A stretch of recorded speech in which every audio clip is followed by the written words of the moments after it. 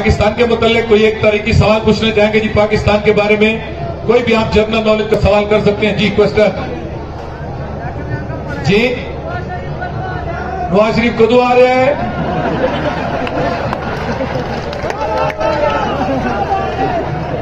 Sir एक गल कुत्ते ने दसनी है। चलो ठीक है, चलो सुजी हमारे ऑडियंस पूछ रहे हैं कि नवाज शरीफ कदों आ रहा है। एक मिनट वेट, लला अपने मान ना दसी इस गल का पता तेनों है या साढ़े कुत्ते को पूछा है? अच्छा कुत्ते को। चलो सुजी जिन्होंने पूछा है कि नवाज शरीफ कदों आ रहा है उन्होंने तो नहीं पता, तेनों इस गल का पता है, तेनों दस नवाज शरीफ कदों आ रहा है? सुजी जिन्होंने पूछा उन्होंने नहीं पता, तेनों पता है तो दस देने सुजी नवाज शरीफ कदों आ रहा है?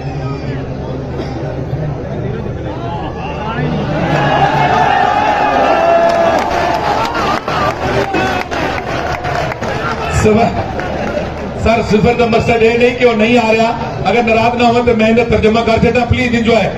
ਇਹਦਾ सही जवाब यह बनता है तेनों भी नहीं पता कि नवाज शरीफ साहब कदों आ रहे हैं, तो इस कुत्ते को भी नहीं पता।